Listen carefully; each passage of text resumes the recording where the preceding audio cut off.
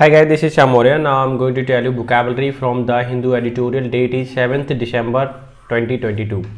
आज का जो एडिटोरियल है बहुत ही बेहतरीन है आरसी के पॉइंट ऑफ व्यू से, बिकॉज ऑफ ये ना तो टफ है ना ही इजी है। ठीक है, तो आपको पेपर टाइम में ऐसे ही पूछे जा रहे हैं।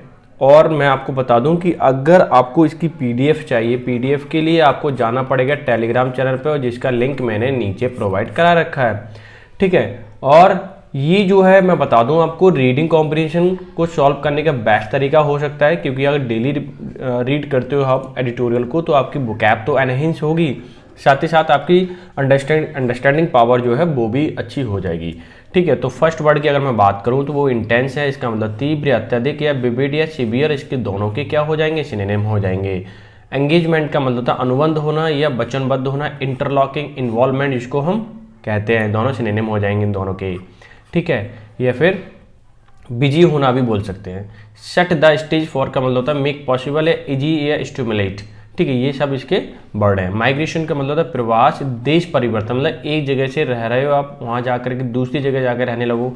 ठीक है, सेटल हो जाओ वहाँ जाकर, उसको बोलते हैं माइग्रेशन। जैसे कि लोग अभी गाँव में क्या हो रहे हैं, ज़्यादातर दिल्ली बाहर जाते हैं पैसा कमाने, वहाँ जाकर रहने लगते हैं, तो वो माइग्रेशन कहलाता है। ठीक है, बूस्ट का मतलब बढ़ावा, प्रोत्साहन करना। एनकरेजमेंट इसका सिनोनिम हो जाएगा हाइक या हाइक अप। ठीक है, बात एक ही है। किक इन का मतलब होता है तोड़ना। ओपन वायलेंटली या enter in a particular state, जैसे कि किक इन का मतलब किसी घर में घुस जाना। ठीक है, लेकिन वायलेंटली फॉर्म में। ठीक है, तो मैं आपको दिखा दूं कि हमारा आज का एडिटोरियल कौन सा है। एडिटोरियल है इंटेंस एंगेजमेंट। इंटेंस का मतलब होता है तीव्र या गहन। ठीक है, या डीप इसको बोल सकते हैं हम। इंगेजमेंट का मतलब होता है बिजी। एक तो इंगेजमेंट लगन होती है, ठीक है, वो भी है, मतलब बिजी हो जाते हैं, एंगेज हो जाते हैं। ठीक है, तो एक तीव्र तरीके से डीप एंगेजमेंट है, यानी बिजी है हम, बहुत ज़्यादा गहन, या हम बोल सकते हैं डीप, या हमेशा ज़्यादा ही बिजी होना, सिंपल सी भाषा में बोले तो। ये टाइटल हो गया, और सब टाइटल इसका कहता है India can work with Germany. India Germany के साथ काम कर सकता है टू ब्रिंग G20 पार्टनर्स, कि G20 के जितने भी पार्टनर्स हैं उनको साथ साथ ला सकता है। टुगेदर मतलब साथ साथ। फॉर ग्लोबल यूनिटी, यानी कि दुनिया भर को एक यूनिटी फॉर्म में बांधने के लिए। तो इंडिया अगर जर्मनी साथ साथ काम करें तो पूरी दुनिया, G20 के पार्टनर जितने भी हैं वो सबके सब क्या आ जाएंगे, एक साथ आ जाएंगे, जिससे कि क्या होगा, हम किसी भी एक बड़े मुद्दे पर डिस्कशन करके उसे सॉल्व कर सकते हैं, जैसे क्लाइमेट चेंज का है। ठीक है, डन। तो इसी पे लिखा हुआ है। तो पहले तो देख लेते हैं वोकैब, ताकि आप अच्छे से समझ पाएँ पूरा का पूरा एडिटोरियल। शोर का मतलब बढ़ना, बहुत ऊंचा होना। राइज रैपिडली यानी कि सर्ज। वूपिंग का मतलब होता है बहुत बड़ा होना, यानी कि वेरी लार्ज। ठीक है, ये हो एपोकल का मतलब होता है महत्वपूर्ण या हाईली सिग्निफिकेंट या इंपॉर्टेंट भी आप बोल सकते हैं। शटरिंग का मतलब तबाह करने वाला, विध्वंसकारक या इनफ टू ब्रेक, यानी कि जो क्या कर दे, बेकार सा हो जाए बिल्कुल भी। फॉर्ज का मतलब होता है बनाना, विकसित करना, या कंट्राइव या डिवाइस या इन्वेंट करना, इसके क्या हो जाएंगे, सिनोनिम हो जाएंगे। डिरेल का मतलब होता है रन ऑफ या पटरी से उतरना। तो ये सारे के सारे क्या हैं, आपके वोकैब है। ठीक है, और सिनोनिम है। तो मैं आपको बता दूं, वीडियो अगर आपको अच्छी लग रही है तो लाइक जरूर करें। ठीक है, लाइक शेयर, अगर चैनल पर नए हैं, ठीक है, तो चैनल को सब्सक्राइब करें, लेकिन लाइक जरूर कर दिया करो। लाइक से क्या होता है कि अच्छा फील होता है, कि यहाँ लगता है कि हाँ कुछ चीज़ वैल्यूबल हैं जो आपके एग्जाम के पॉइंट ऑफ व्यू से बहुत इंपॉर्टेंट है। जिन लोगों का आज पेपर है उनके लिए बेस्ट ऑफ लक। ठीक है, आज 7 तारीख है। ठीक है, अब चलते हैं पूरा एडिटोरियल पर। एडिटोरियल एक बार मैं फिर से रिवाइज करा देता हूँ ताकि आपको समझ में आ जाए। तो फिर से एक बार देख लेते हैं। इंटेंस का मतलब डीप। ठीक है, थोड़ा लिखने में प्रॉब्लम हो रहा है। एंगेजमेंट का मतलब होता है बिजी होना। ठीक है, तो ज़्यादा ही बिजी होना।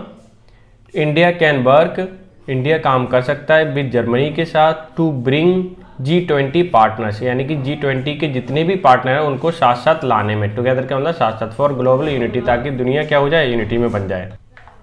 ठीक है, तो आई होप टाइटल सब टाइटल दोनों ही क्लियर हो गए होंगे, कोई प्रॉब्लम नहीं होगी इसमें। ठीक है, अभी चलते हैं हम पूरा एडिटोरियल पर, और ये एडिटोरियल पूरा पढ़ना है, ध्यान से समझ लेना। ठीक है, जितना ध्यान से पढ़ोगे आपको फ़ायदा होने वाला है। और हाँ, मैं आपको बता दूँ, ये जो जर्मनी है ना, ये जर्मनी है। ठीक है, मैं इधर लिख देता हूँ चाहे। ये देखिए, मैं आपको बता दूं कि जर्मनी है ना, जर्मनी की जो कैपिटल है वो कौन सी है, बर्लिन। ये आपको ध्यान रखना है। ठीक है, ताकि आपको समझ में आएगा, अगर किसी शहर का नाम आ रहा है तो ईजिली आप समझ पाओगे। ठीक है, तो अब हम चलते हैं एडिटोरियल पर।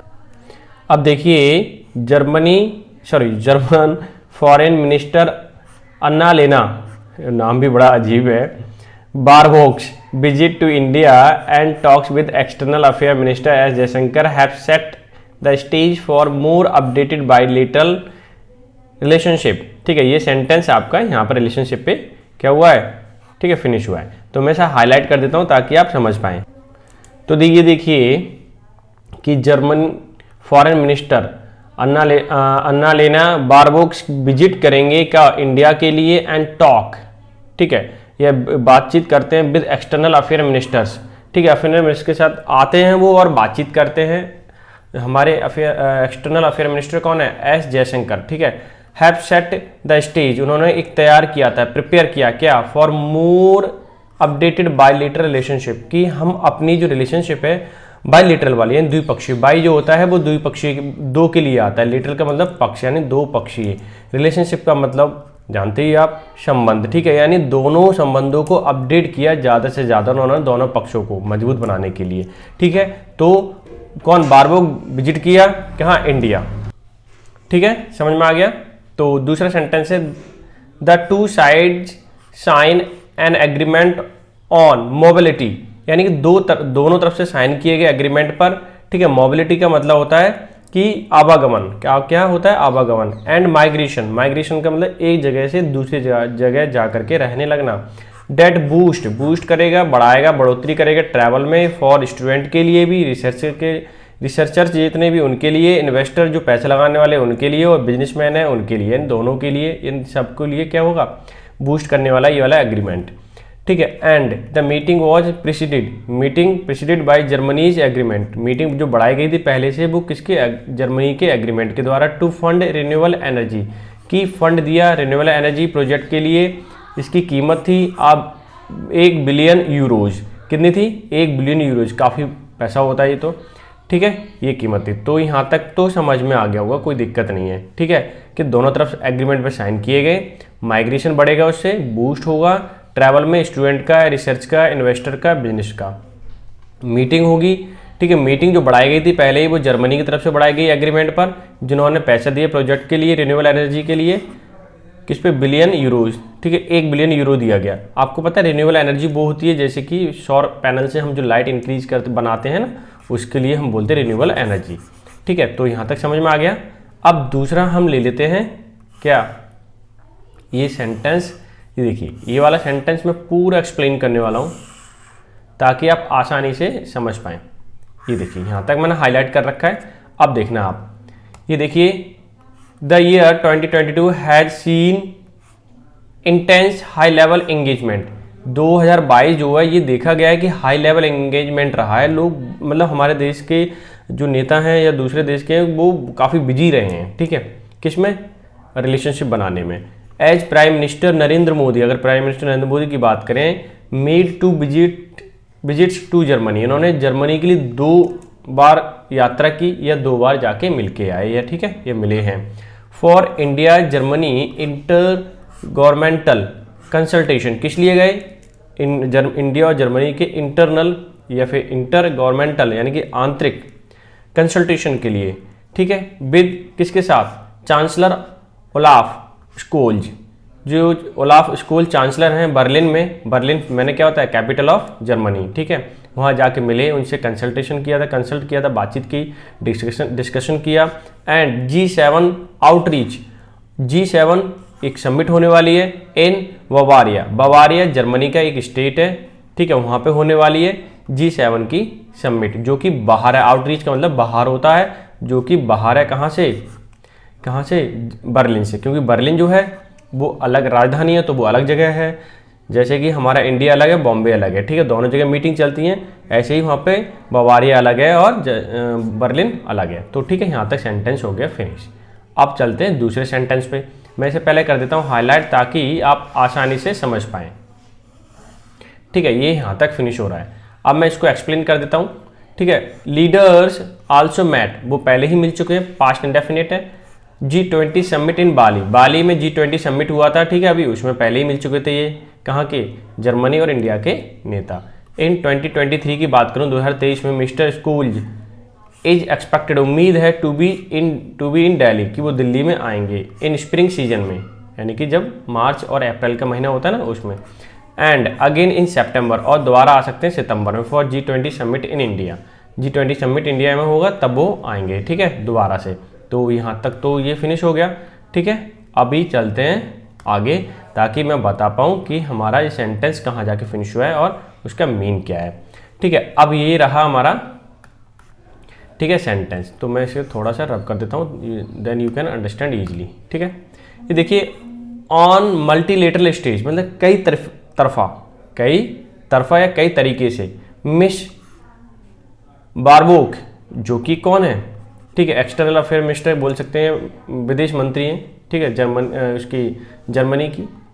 A leader of German alliance 90 green party, वो अलायंस है जर्मनी में, ठीक है, 90 ग्रीन पार्टी की हैं, हमें इससे कोई लेना देना नहीं है, ठीक है, वो इनके बारे में बताया गया है। मेड काउंटरिंग क्लाइमेट चेंज, उन्होंने काउंटरिंग किया, सामना किया climate change and important issue, उन्होंने बोला इंपॉर्टेंट इशू है, वे न्यू दिल्ली एंड बर्लिन, यानी कि जर्मनी और नई यानी कि भारत, कैन कोऑपरेट, एक दूसरे का सहयोग कर सकते हैं at the G20 under India's presidency. G20 summit जो होने वाली है बवारिया में, ठीक है, यानी कि जर्मनी में, ठीक है, उसकी प्रेसिडेंसी कौन कर रहा है, इंडिया कर रहा है, तो वो एक दूसरे का सहयोग कर सकते हैं, कौन, इंडिया और जर्मनी, ठीक है। तो ये तो हो गया फिनिश।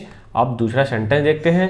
जयशंकर स्पोक, बोले थे, ठीक है, पहले मैं इसे हाईलाइट कर देता हूँ, then you can understand easily, ठीक है। ये करो रब एंड, ठीक है। अब देखिए मैं लेता हूँ मार्कर, ठीक है। देखिए मिस्टर जयशंकर स्पोक, बोले थे, नीड टू कीप पुशिंग, मतलब थोड़ा सा हमें पुश करते रहना चाहिए, यानी उकसाता रहना चाहिए, बताता रहना चाहिए, ठीक है, फॉर UN सिक्योरिटी काउंसिल के लिए। UN जो सिक्योरिटी काउंसिल है उसे रिफॉर्म करना है, सुधारने के लिए। ये ऐसा किसने बोला है, मिस्टर जयशंकर ने, हमारे विदेश मंत्री। वेयर इंडिया एंड जर्मनी, क्योंकि वो बहुत ही इंटेलिजेंट है, पता है ना उन्हें सारी चीज़ें कौन कैसा है, क्योंकि उसमें कुछ ऐसे देश भी हैं जो हमेशा उनको फेवर करते हैं जो गलत करते हैं, जैसे कि पाकिस्तान है, पाकिस्तान को कौन फेवर करता है, ओबियसली चाइना, ठीक है। Where India and Germany have been part of G4 grouping, India and Germany G4 group का एक पार्टनर है सिंस 2015, ठीक है। सिंस कब आता है, जब फिक्स टाइम दे रखा होता है। डन। अब देखते हैं नेक्स्ट सेंटेंस और इसका क्या मीन है, ठीक है, ठीक है। ये देखिए यहाँ से सेंटेंस स्टार्ट हुआ, यहाँ फिनिश हुआ है। अब मैं आपको बता दूँ, अगर वीडियो आपको अच्छी लग रही है तो लाइक ज़रूर कर दिया करो यार, ठीक है। लाइक करने से आपको कुछ जाता नहीं, मुझे बड़ा अच्छा लगता है, क्योंकि मुझे लगता है कि हाँ काम थोड़ा सा अच्छा कर रहा हूँ मैं, ठीक है, हेल्पफुल है। मिस बारबोक आल्सो वॉक बैक, वो पीछे चले गई प्रीवियस कंट्रोवर्शियल कमेंट्स पर, ठीक है, कॉलिंग फॉर डिमांड की यूनाइटेड नेशन से track resolve the Kashmir dispute, की कश्मीर डिस्प्यूट का जो मैटर है उसको सॉल्व कीजिए, ठीक है। सी टोल्ड, उन्होंने बताया, the Hindu ahead of the her budget. मैं आपको एक बता दूं कि जब भी प्रीपोजिशन के बाद हमेशा पसेसिव केस आता है, वह अगर आ रही हो तो ध्यान रखना, बहुत इंपॉर्टेंट रूल है, SSC में कई बार पूछा गया और अभी भी पूछा जा रहा है, ठीक है। जिनके में नहीं आया तो ध्यान रखना, मेंस के लिए तैयार हो जाए। डैट सी बिलीव्स, वो बिलीव करती है क्या, कश्मीर इज अ बायलैटरल, मतलब द्विपक्षीय डिस्प्यूट मुद्दा है, झगड़ा है, टू बी रिजॉल्व, जिसे सॉल्व किया जाना है, between India and Pakistan only, केवल इंडिया, ठीक है। तो ये इंडिया और पाकिस्तान ही सॉल्व कर सकता है और इनको करना भी चाहिए, दूसरे का इंटरफेयर नहीं होना चाहिए, क्योंकि अगर दूसरे का इंटरफेयर हुआ तो कहीं ना कहीं गड़बड़ी रहती है।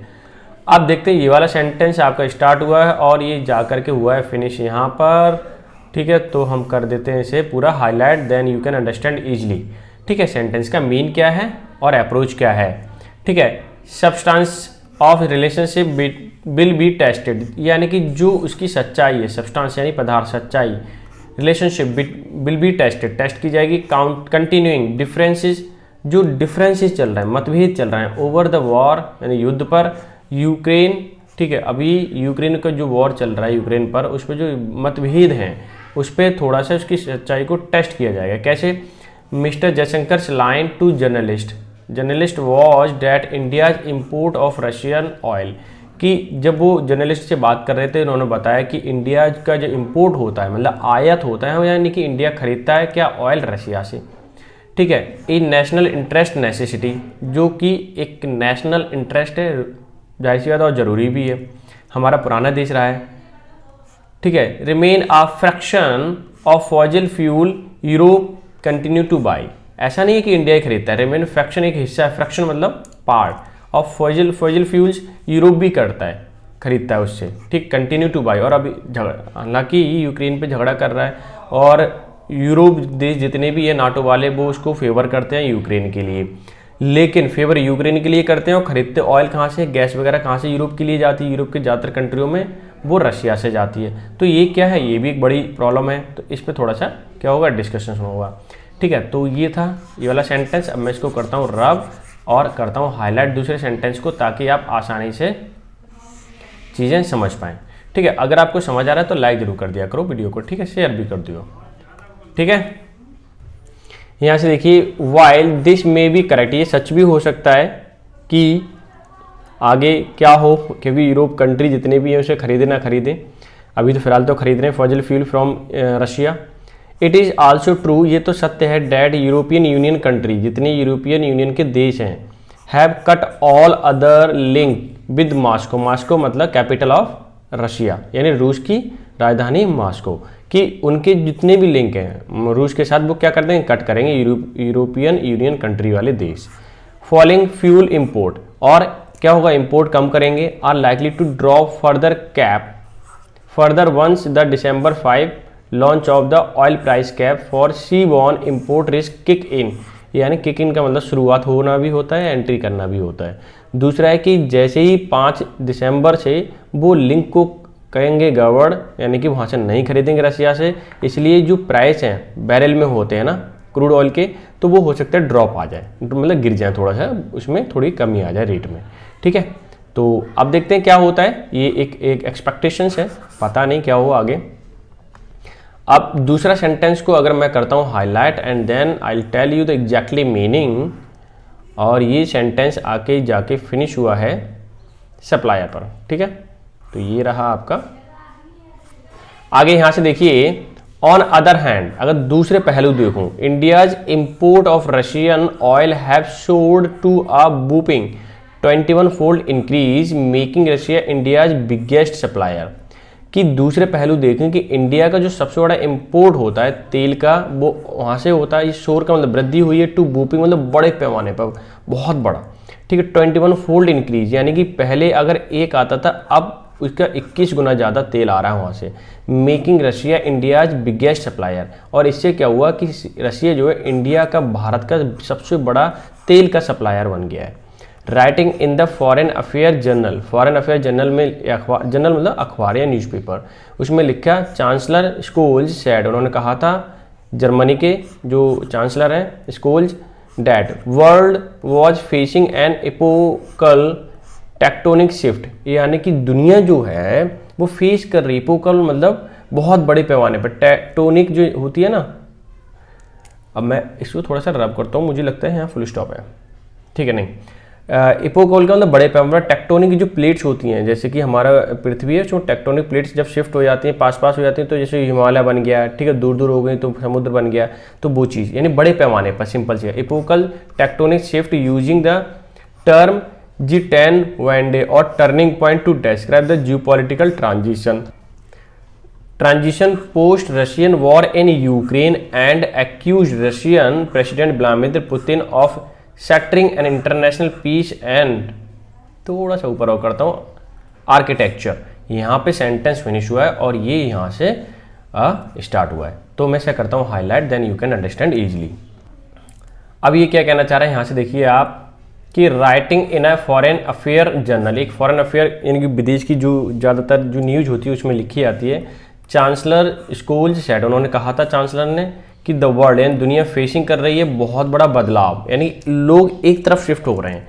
कैसे, उन्होंने एक टर्म यूज किया था G10 वेंडे, G10 वेंडे का मतलब होता है कि टर्निंग पॉइंट आ गया, बदलाव आ गया। कैसे, इसको इंग्लिश में बोलेंगे टर्निंग पॉइंट। G10 वेंड एक जर्मन वर्ड है, ठीक है। To describe the geopolitical transition, मतलब डिस्क्राइब किया जियोपॉलिटिकल, जो पॉलिटिकल चीज़ें हैं वो बदलाव आ रही हैं। पोस्ट मतलब बाद में, रशियन वॉर इन यूक्रेन, यानी रशिया ने क्या किया, यूक्रेन पर वॉर किया, इसलिए टेक्टोनिक शिफ्टिंग हो रही है, यानी कि बदलाव हो रहा है, लोग एक तरफ भाग रहे हैं, ठीक है। एक्यूज्ड मतलब उन्होंने आरोप लगाया रशियन प्रेसिडेंट व्लादिमीर पुतिन पर कि शटरिंग का मतलब बर्बाद कर रखा है। तुम एक शटरिंग हो, कारण हो बर्बाद होने के, किसके?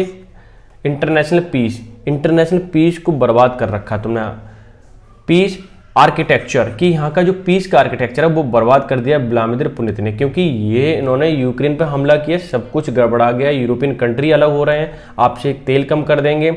दूसरा है बुराई करे जा रहे हैं आप लोगों की, और शिफ्टिंग हो रही है दूसरे देश एक दूसरे की तरफ।